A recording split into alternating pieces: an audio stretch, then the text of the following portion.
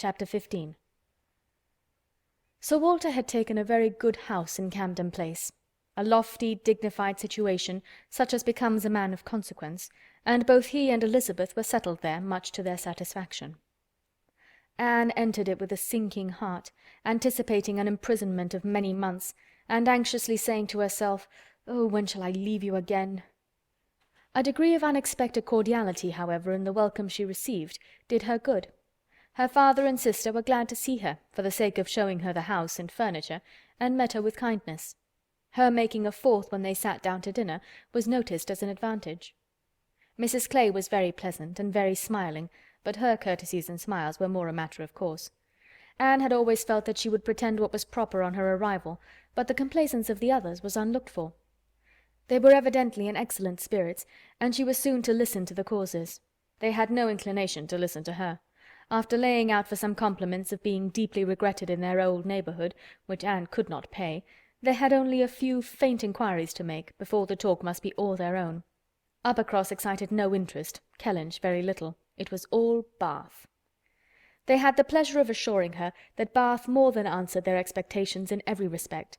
Their house was undoubtedly the best in Camden Place, their drawing-rooms had many decided advantages over all the others which they had either seen or heard of, and the superiority was not less in the style of the fitting up or the taste of the furniture.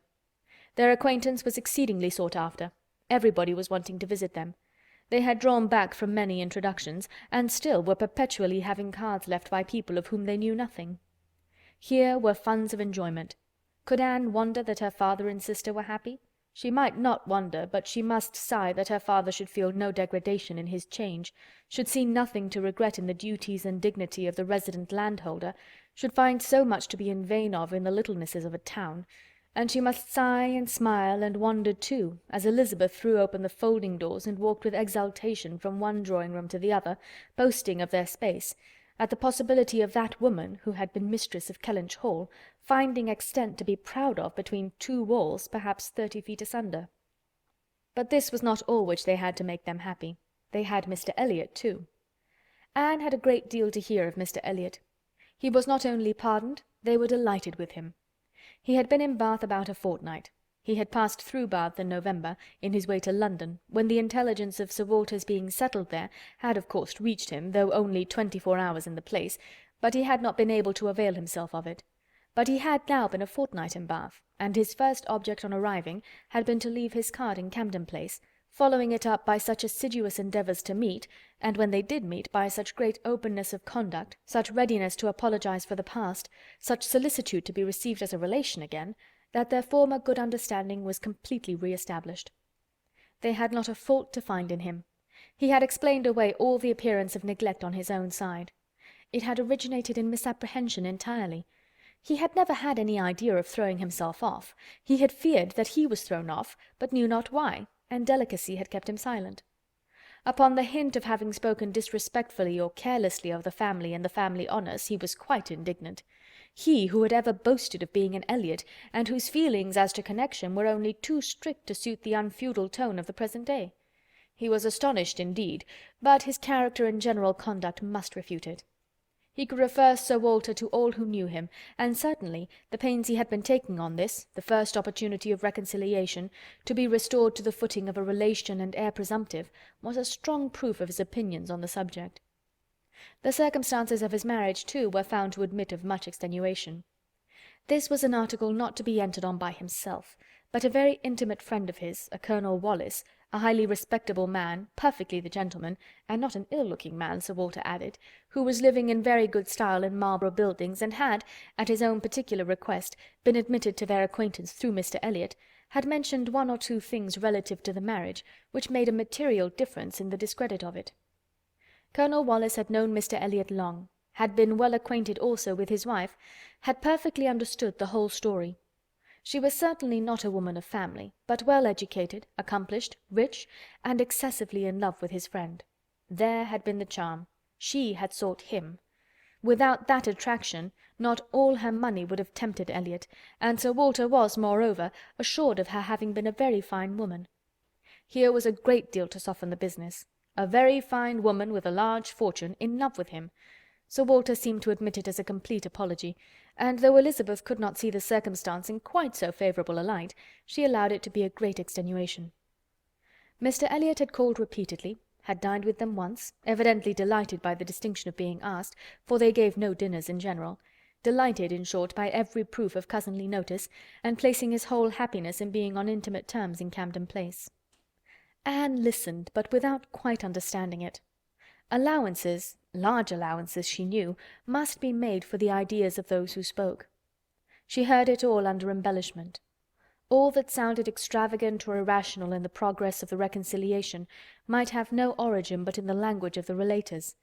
Still, however, she had the sensation of there being something more than immediately appeared in Mr. Elliot's wishing, after an interval of so many years, to be well received by them.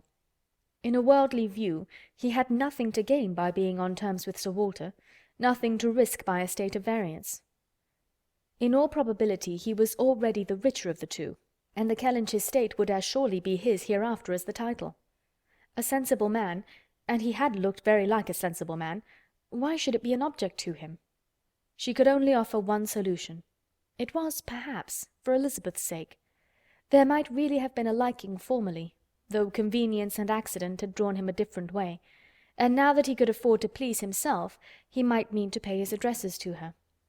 Elizabeth was certainly very handsome, with well-bred, elegant manners, and her character might never have been penetrated by Mr. Elliot, knowing her but in public, and when very young himself. How her temper and understanding might bear the investigation of his present keener time of life was another concern, and rather a fearful one. Most earnestly did she wish that he might not be too nice or too observant if Elizabeth were his object, and that Elizabeth was disposed to believe herself so, and that her friend Mrs. Clay was encouraging the idea, seemed apparent by a glance or two between them, while Mr. Elliot's frequent visits were talked of. Anne mentioned the glimpses she had had of him at Lyme, but without being much attended to. Oh yes, perhaps it had been Mr. Elliot, they did not know. It might be him, perhaps. They could not listen to her description of him, they were describing him themselves, Sir Walter especially. He did justice to his very gentlemanlike appearance, his air of elegance and fashion, his good-shaped face, his sensible eye, but at the same time must lament his being very much underhung, a defect which time seemed to have increased, nor could he pretend to say that 10 years had not altered almost every feature for the worse. Mr. Elliot appeared to think that he, Sir Walter, was looking exactly as he had done when they last parted. But Sir Walter had not been able to return the compliment entirely, which had embarrassed him. He did not mean to complain, however. Mr. Elliot was better to look at than most men, and he had no objection of being seen with him anywhere. Mr. Elliot and his friends in Marlborough Buildings were talked of the whole evening. Colonel Wallis had been so impatient to be introduced to them, and Mr. Elliot so anxious that he should, and there was a Mrs. Wallis, at present known only to them by description, as she was in daily expectation of her confinement. But Mr. Elliot spoke of her as a most charming woman, quite worthy of being known in Camden Place, and as soon as she recovered they were to be acquainted. Sir Walter thought much of Mrs. Wallis. She was said to be an excessively pretty woman, beautiful. He longed to see her. He hoped she might make some amends for the very many plain faces he was continually passing in the streets. The worst of Bath was the number of its plain women. He did not mean to say that there were no pretty women, but the number of the plain was out of all proportion. He had frequently observed, as he walked, that one handsome face would be followed by 30 or 35 frights, and once, as he had stood in a shop on Bond Street, he had counted 87 women go by, one after another, without there being a tolerable face among them. It had been a frosty morning, to be sure, a sharp frost, which hardly one woman in 1,000 could stand the test of. But still, there certainly were a dreadful multitude of ugly women in Bath, and as for the men, they were infinitely worse. Such scarecrows as the streets were full of! It was evident how little the women were used to the sight of anything tolerable by the effect which a man of decent appearance produced. He had never walked anywhere arm in arm with Colonel Wallis, who was a fine military figure, though sandy-haired, without observing that every woman's eye was upon him, every woman's eye was sure to be upon Colonel Wallis. Modest Sir Walter! He was not allowed to escape, however. His daughter and Mrs. Clay united in hinting that Colonel Wallis's companion might have as good a figure as Colonel Wallis, and certainly was not sandy-haired. "How is Mary looking?" said Sir Walter, in the height of his good humour. "The last time I saw her she had a red nose, but I hope that may not happen every day." "Oh, no, that must have been quite accidental. In general she has been in very good health and very good looks since Michaelmas. If I thought it would not tempt her to go out in sharp winds and grow coarse, I would send her a new hat and pelisse." Anne was considering whether she should venture to suggest that a gown or a cap would not be liable to any such misuse, when a knock at the door suspended everything. A knock at the door, and so late! It was 10 o'clock. Could it be Mr. Elliot? They knew he was to dine in Lansdowne Crescent. It was possible that he might stop in his way home to ask them how they did. They could think of no one else. Mrs. Clay decidedly thought it Mr. Elliot's knock. Mrs. Clay was right. With all the state which a butler and footboy could give, Mr. Elliot was ushered into the room. It was the very same man, with no difference but of dress. Anne drew a little back while the others received his compliments, and her sister his apologies for calling at so unusual an hour. But he could not be so near without wishing to know that neither she nor her friend had taken cold the day before, etc., etc., which was all as politely done and as politely taken as possible, but her part must follow then. Sir Walter talked of his youngest daughter. Mr. Elliot must give him leave to present his youngest daughter. There was no occasion for remembering Mary. And Anne, smiling and blushing, very becomingly showed to Mr. Elliot the pretty features which he had by no means forgotten, and instantly saw, with amusement at his little start of surprise, that he had not been at all aware of who she was. He looked completely astonished, but not more astonished than pleased.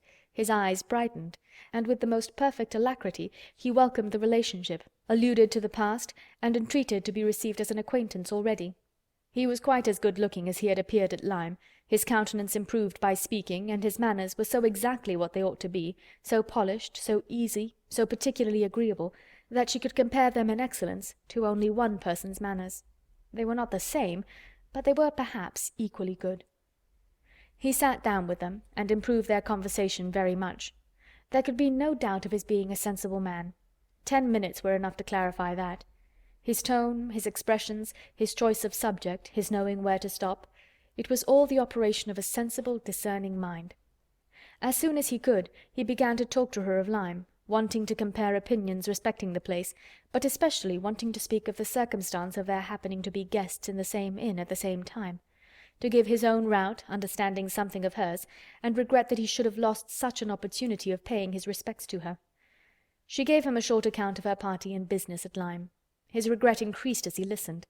He had spent his whole solitary evening in the room adjoining theirs, had heard voices, mirth continually, thought they must be a most delightful set of people, longed to be with them, but certainly without the smallest suspicion of his possessing the shadow of a right to introduce himself. If he had but asked who the party were, the name of Musgrove would have told him enough. Well, it would serve to cure him of an absurd practice of never asking a question at an inn, which he had adopted when quite a young man, on the principle of its being very ungenteel to be curious. "The notions of a young man of 1 or 2 and 20, said he, as to what is necessary in manners to make him quite the thing, are more absurd, I believe, than those of any other set of beings in the world. The folly of the means they often employ is only to be equalled by the folly of what they have in view." But he must not be addressing his reflections to Anne alone. He knew it. He was soon diffused again among the others, and it was only at intervals that he could return to Lyme. His enquiries, however, produced at length an account of the scene she had been engaged in there, soon after his leaving the place. Having alluded to an accident, he must hear the whole. When he questioned, Sir Walter and Elizabeth began to question also, but the difference in their manner of doing it could not be unfelt. She could only compare Mr. Elliot to Lady Russell, in the wish of really comprehending what had passed, and in the degree of concern for what she must have suffered in witnessing it. He stayed an hour with them. The elegant little clock on the mantelpiece had struck 11 with its silver sounds, and the watchman was beginning to be heard at a distance, telling the same tale, before Mr. Elliot or any of them seemed to feel that he had been there long. Anne could not have supposed it possible that her first evening in Camden Place could have passed so well. End of chapter 15.